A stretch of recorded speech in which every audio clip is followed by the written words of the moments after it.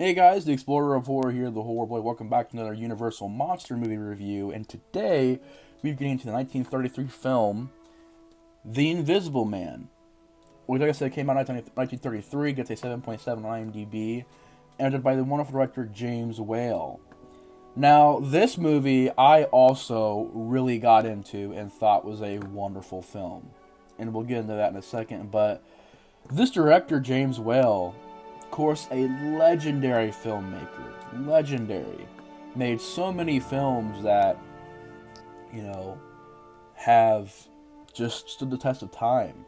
I mean, he made Frankenstein, Bride of Frankenstein, this, The Man in the Iron Mask, um, The Old Dark House. I mean, these are all movies that I've heard of. Hell's Angels. Uh, just wonderful filmmaker. And I'll be seeing Frankenstein and Bride of Frankenstein later on because I want to do a Frankenstein marathon. But this movie I thought was fantastic.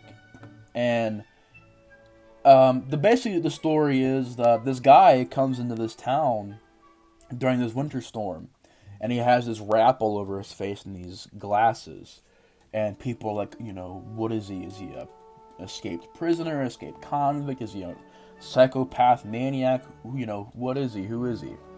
He goes to his room and he demands to be left alone.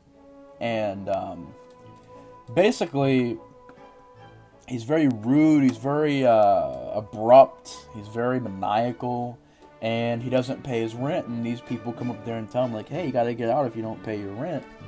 And of course, he snaps on them, they call the police over, and he removes, out of anger, he's like, fine, you want to know who I am? If you want to see me so bad, I'll show you who I am. Takes the wrap off, and of course, if you guys are wondering, what I'm doing, I'm looking up some lines of dialogue from this movie, because I thought it was wonderful dialogue. So, I'll pull that up real quick. But, yeah, he takes the wrap off, and he's invisible, and he goes to the town pretty much causing havoc, and throwing rocks in the windows, stealing bikes and riding them, taking people's hats off and teasing them.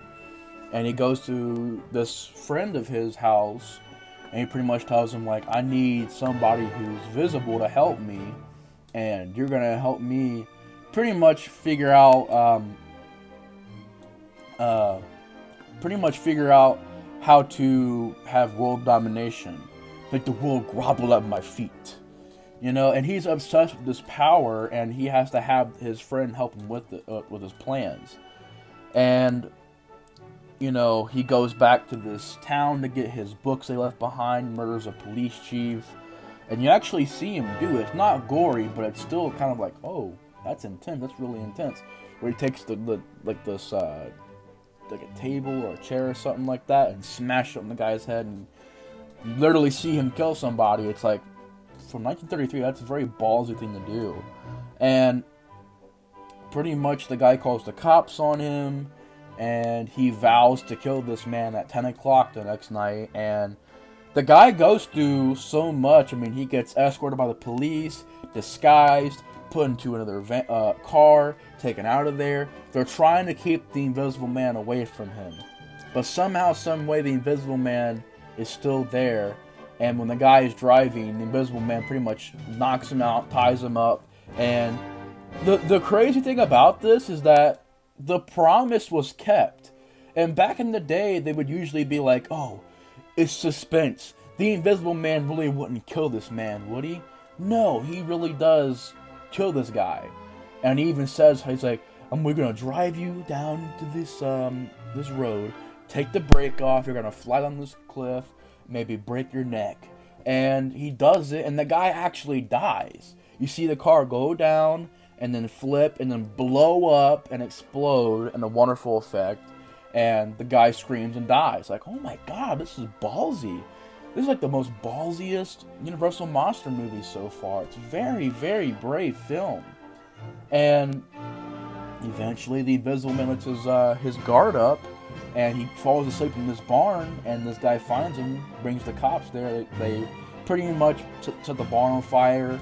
The Invisible Man comes out and gets shot and killed, and he's dying. He wants to see his girlfriend for the last time, talks to her, and then as he dies, he finally fades into the screen.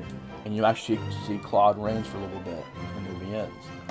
And The Invisible Man, once again, is easily one of my favorite Universal Monster movies. It's a very, very well-made movie. And what really surprised me about this movie is, like, not only the ballsiness of it, but also the special effects utilized in this film. You gotta think, for 1933, this is way back in the day. These effects look pretty damn good. I mean, you have effects where he's taking the bandages off, and it's empty eyes, and the head is all invisible. Or a lot of the invisible gags I thought worked really well with the floating books, and the bike that kind of pedals itself, and then throws the bike, here you go. That stuff was all, like, very well done. Like, very well done. But yeah, the effects look wonderful, and there's also a lot of action scenes, like a lot of stunt work and usage of miniature. There's this train that derails, and pretty much people on board get killed, and it's done like a miniature, but it looks wonderful. Like I said, the car stunt exploding off this cliff, which looked great. The barn burning up. I mean, there's a lot of stuff going on in this movie. So yeah, there's lots of going on. The effects look wonderful. The music, once again, when the music is there, it's wonderful.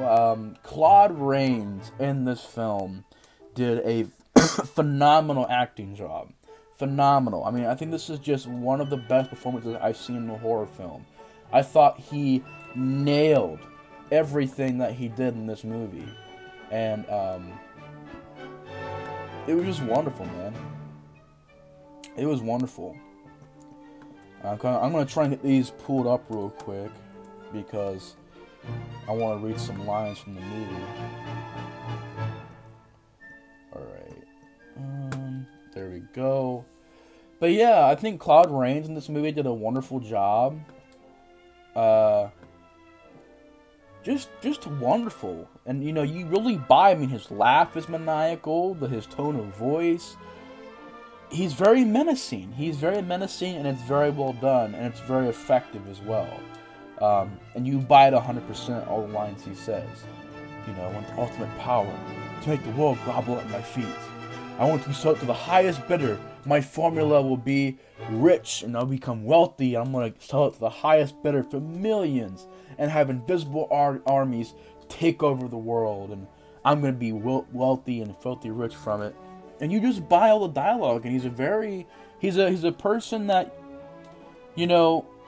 makes such a likable, like, not likable, but a good bad guy. Kind of like one of those bad guys that you don't really root for, but you don't absolutely hate. He's just such a good bad guy, you know what I mean? He plays such a well-done villain. And I thought his performance in this movie was wonderful. But yeah, the effects are great, the direction is well done, the story is very basic and straightforward, it's a very fast-paced movie, the music is good when it's there, the effects, I think I already said that, but the effects look great.